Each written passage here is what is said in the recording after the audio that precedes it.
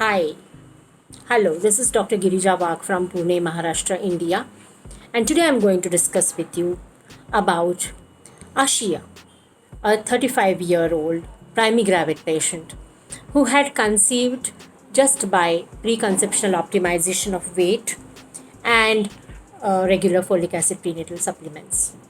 The pregnancy went on quite well, but towards the end of her pregnancy, after about 32 weeks, she developed gestational diabetes, and then at around 36 weeks of gestation, she developed cholestasis of pregnancy.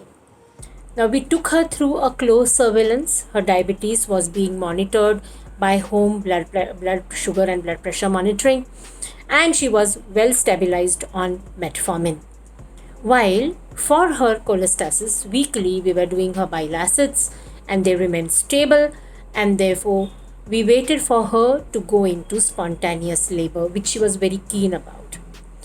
Her sonography had really revealed a loop of cord around the neck, but then we decided that that's not a cause of any intervention, and she did go into spontaneous labor at 39 weeks plus 5 days.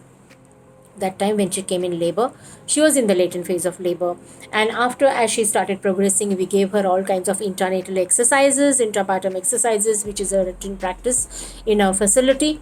And then with intermittent monitoring of the baby's fetal heart, we decided to give her any offered her first a pain relief mechanisms, and she chose to take epidural analgesia when she became 3 to 4 centimeters dilated.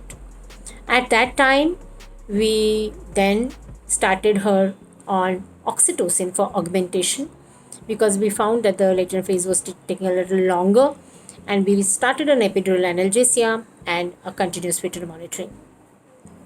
The labor progressed very well on partogram because partogram is something that we monitor carefully, and as per the partographic monitoring, very timely the patient kept on progressing labor. At around 6 to 7 centimeters dilatation, we found that she had a thinly meconium stained LIGO, but her electronic fetal monitoring was on, and there were no adverse signs on the EFM, which is perfectly normal, and therefore we continued with some hydration, some ambulation. We continued her progress on labor. At this point in time, she did not require any oxytocin because she had catapulted into a natural course of labor. Labor went on, and then after about this particular event, after about 1.5 to 2 hours, she became fully dilated. When she was fully dilated, naturally on the EFM, we found that there was a little fetal bradycardia, and that's how we diagnosed that she had become fully dilated. We did her internal examination. We found that the cervix had fully dilated, and the presentation was a vertex presentation with an ROA position, and the station was found to be -1. There was no molding, and the labor progress continued. As is the dictum after fully dilated, in the second stage, we usually augment the second stage of labor, wherein we started her on a drip of 5 units oxytocin while she was already being hydrated well, and she was ambulating all this while.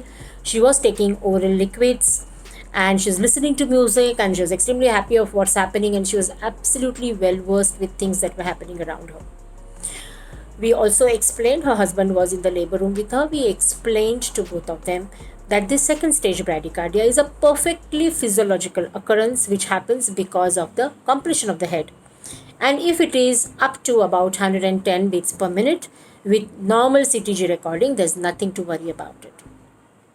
Gradually, her labor progressed, and we explained to them that it's going to take a little longer, she being a primary gravid, because we all know that in a woman who is a primary gravida, it's not only the fact that the baby has to negotiate the bony pelvis, but there also has to be the negotiation of the soft tissues. That's the second stage, the second part of the second stage of labor, where the soft tissues of the vagina and the perineum have to be negotiated by the head with proper pressure coming from the uterus. So likewise, the baby is labor progressed.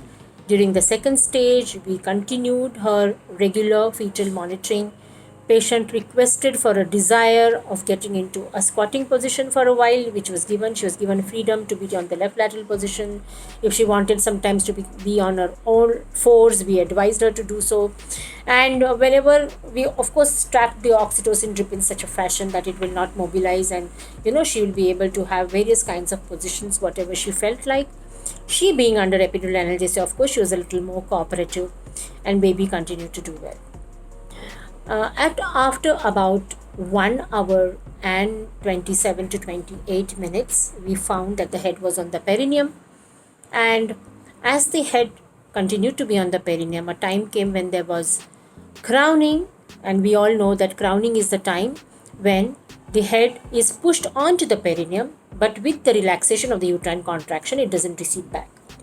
So at that point in time, we gave her a gentle ironing of the vagina, and we encouraged to push her. And this was the time, just little about before this, we had sort of stopped giving her the top-up epidural dose so that she will be able to participate in the bearing down efforts.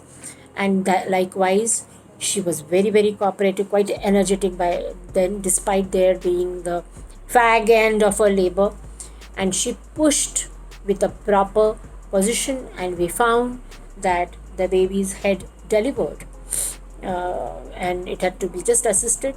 We just gave her a episiotomy, which was actually an episiotomy. The decision was taken because the head was crowning and there was a lot of stretch on the perineum, and we contemplated that the baby is going to be of weight, because the expected birth weight of the baby estimated before she went into labor was about 3.6 kgs. And therefore we decided to give her an episiotomy, gave her a good perineal support, maintained the flexion of the baby's head, and then we assisted the baby's head delivery. With further push, we found that there was a little problem, and the problem was that the head did not undergo a restitution as it should be. And therefore we decided to immediately take her on the edge of the table, give her an exaggerated position wherein she had a superflexion of her hip joints. And this was done by my two birth attendants who were there, who were our healthcare providers, who kept her, and we kept on encouraging her.